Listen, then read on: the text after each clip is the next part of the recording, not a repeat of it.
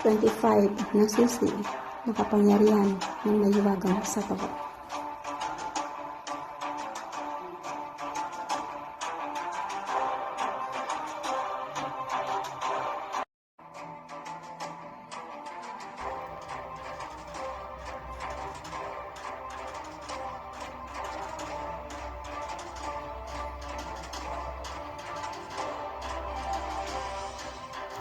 Magandang araw po sa lahat ng aming mga kapwa mag-aaral ng karunungang lihim.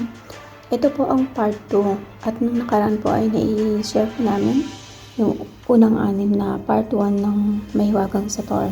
Ang una po ay kapangyarihan kontra kaaway, pangalawa po ay kapangyarihan tagabulag, pangatlo po ay kapangyarihan ng taguliwas, yung pang-apat po ay kapangyarihan sa kabal, yung ikalima po ay kapangyarihan sa pagkagamot, at yung pang-anim po ay kapangyarihan sa talino. Ngayon naman po ay ang ikapitong susi ng sator, yun po ang kapangyarihan ng pampalubag loob. Number 7 po. Upang kalugdan ng iba at hindi gawa ng masama at upang mahalin ang mga parokyanan ng iyong tindahan at upang magkaroon ng maraming mga kaibigan ay isagawa po ito. Isagawa po ang ritual na ito ng maayos, siguraduhin pong tama ang pagbigkas at tamang ginagawa. Sundin po ng maigi ang bawat instructions. Isulat po sa ostya sa pamamagitan ng lapis sa mga orasyong ito at ibabad po sa bagong palayok na malaki na may lamang tubig na mahigit sa kalahati ng palayok. Tandaan po na ang pagsusulat po ng mga orasyon, kailangan po ay mga malalaking letters po lahat. At maging careful po kayo sa pagsusulat ng mga orasyon.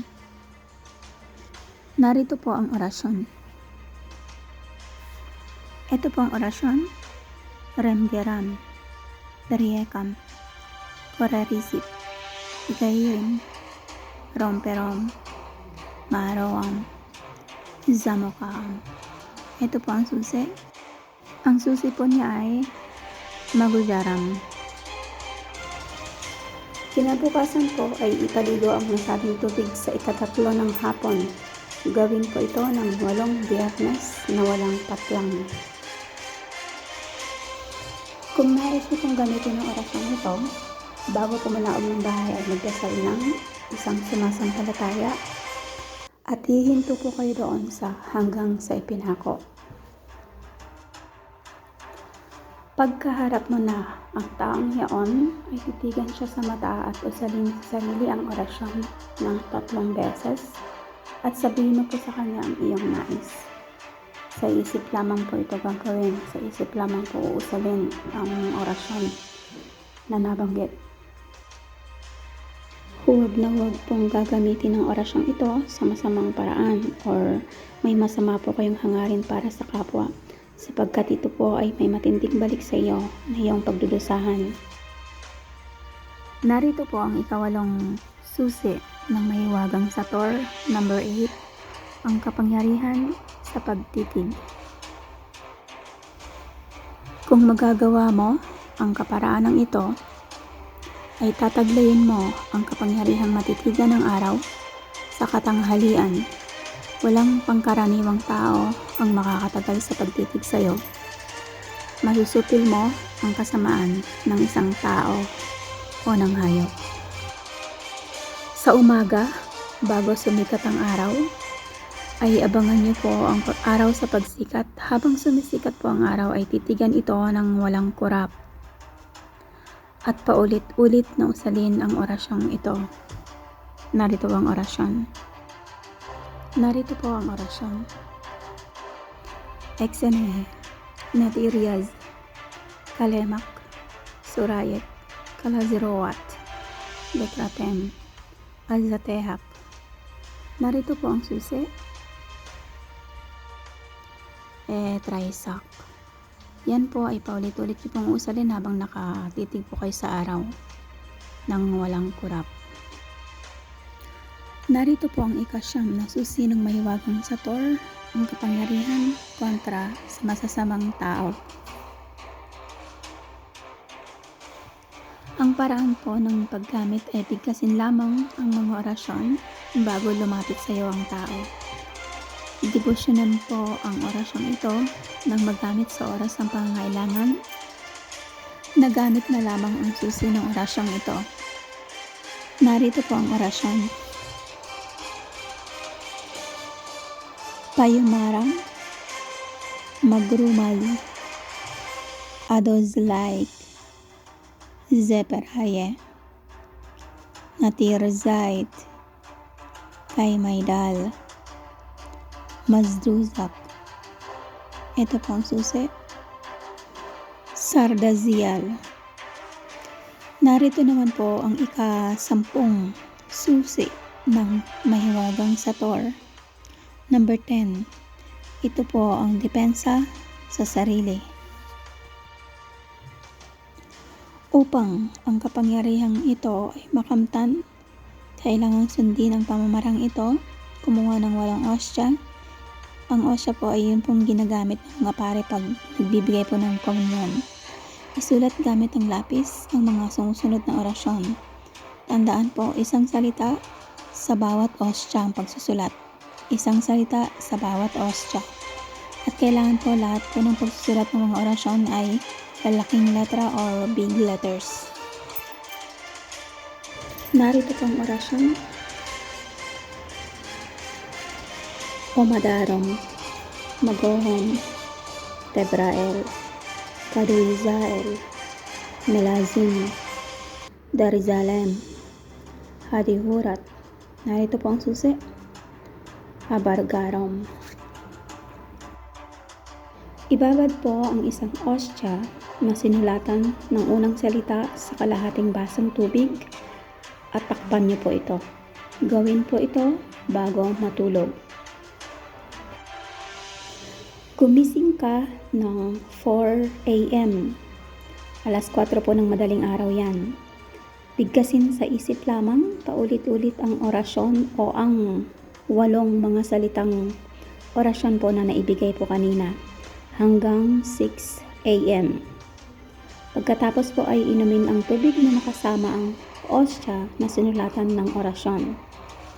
Iinumin niyo po yun pagkatapos niyo pong iusal lang paulit-ulit yung 8 mga salita ng Latin mula 4 a.m. hanggang 6 a.m. Gagawin po ito ng walang patlang sa loob ng 8 araw.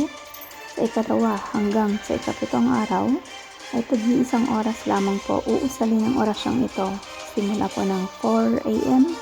hanggang 5 a.m. po. Tandaan po ang mga bilin na ito. Narito naman po ang ika-11 na susi ng mahiwagang Sator, kapangyarihan na pampabalik at panawag sa tao. Kumuha po ng isang basong tubig. Gawin ito ng 12 a.m. Magdasal ng isang sumasampalataya. Hihinto po kayo doon hanggang sa ipinako. Bale po gagawin niyo po yan ng alas 12 ng madaling araw. Magdadasal po kayo ng sumasampalataya hanggang sa ipinako.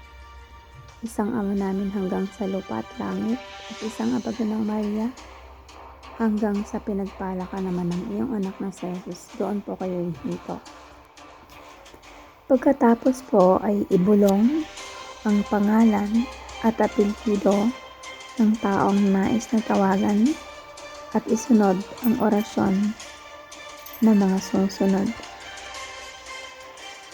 Ibulong po ang orasyong ito sa isang basang tubig at ipainom sa may sakit. Maaari ding isulat po ito sa isang papel at itapal po sa bahaging may karamdaman. Ang orasyon pong ito ay mahiwaga at malakas. Narito po ang orasyon. Tenugleyak Mahoritam Enigyawak Hakliztem Ratorezat Declarium Rerosarum. Ito po susi. Keyorayan. Mag-iingat po sa pagbigkas ng mga orasyon. Di bali pong hinay-hinay lang. Basta tama po yung pagbigkas. Kulungin po ng mga kamay ang bunganga ng baso na may tubig. Ibig sabihin po doon po sa bungad ng baso na may tubig, at matapos banggitin ng orasyon ay iihip niyo po doon sa baso, sa loob bale sa baso, na hininga lamang ang nakakapasok. Gawin po ito ng 3 beses. Takpan ang baso at pagdating ng iyong tinawagan ay itapon ang tubig. Abangan po ang pag-uulit ng part 3 ng 25 na mga susi ng mahiwagang Sator. Tin ko po ulit ang number 7 na orasyon doon po sa 25 na susi ng mahiwagang Sator. Number 7, ikapito, kapangyarihan ng pagpalubag loob. Ito po yung mga orasyon. Ramgeram, Beryekam, Koletisit, Mikairim, Romperam, Maharawam, Zamokam, Mahujaram. Okay, ito po yung number 8. Kapangyarihan sa pagtitig. Ito po yung orasyon. Exene, Neteriaz, Tolemak, Surayep, Kalazroat, Dekratem, Azatehak, Traisak. Ito naman po yung ikasyam. Yung kapangyarihan po kontra sa masasamang tao. Okay. Ito po yung orasyon. Payumaram, Magrumaz, Adazlait, Seperaye, Natirzait, Kaymaydal, Mazduzak, Sardazial. Ito naman po yung ikasampu, depensa po yun sa sarili. Kapangyarihan po para sa depensa sa sarili. Ito po yung orasyon. Omadarom, Magom, Tebrael, Kadoizael, Melazim, Darzalem, Hadiurat. Ito po yung susi, Abargarom. Ito po yung ika-11, yung kapangyarihan ng pampabalik at panawag sa tao. Ito po yung orasyon. Tenuglayak, Mahoritang, Enigyawak, Haklizdem, Ratorezat, Declarium, Rerosarum. Ito po yung susi, Keyorayem. Yan po yung part 2, yung buong part 2 po ng 25 na susi ng mahiwagang Sator. Abangan po yung part 3. Maraming salamat po. Pamilin, mahalin at pakaingatan ang mga kaalaman at mga orasyon na galing sa karunungang lihim ng Diyos, at huwag po gagamitin sa masama. Ang kapangyarihang nakapaloob dito ay lubhang mahiwaga at mabibisa, at gamitin sa kabutihan at pagganap ng kalooban ng Diyos. Ang mga nilalamang mga impormasyon dito o orasyon ay hindi biro at may mga batas na sinusunod. Ito po ang mga sumusunod.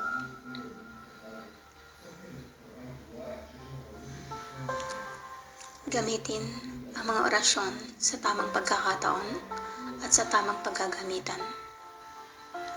Huwag na huwag gamitin ang mga orasyon dito sa walang kabuluhang bagay o para ipagyabang lamang. May mga habilin ang bawat orasyon. Tuparin ang mga bilin na ito upang magkamit ng bisa ang mga orasyong nabanggit. Gamitin hanggang maaari sa paggawa ng mabuti ang nakasaad dito upang umani kayo ng magandang swerte, maayos sa pamumuhay, at buhay na may ligaya at kapayapaan. Kung ano daw tinanim, ay siya ring aanihin. Maging malilimusin at magkaroon ng awa sa kapwa-tao. Huwag na huwag gagamitin ang mga orasyon o karunungang lihim sa kalokohan, dahil ang balik nito ay hindi lamang sa inyo. Mapapahamak kayo at ang mga mahal nyo sa buhay. Ang mga orasyon dito ay kanan at galing sa ating mahal na Diyos, kaya ito ay huwag gagamitin sa kasamaan. Huwag na huwag tayo maninira ng ibang tao at maging matulungin sa kapwa. Ituro po ninyo ang mga kalang-aral na ito sa ibang tao na may mga mabubuting kalooban para maparami natin ang mga gagawa ng mabuti sa kapwa gamit ang mga karunungang lihim ng Diyos. Pagpalain po ang lahat. Maraming salamat po.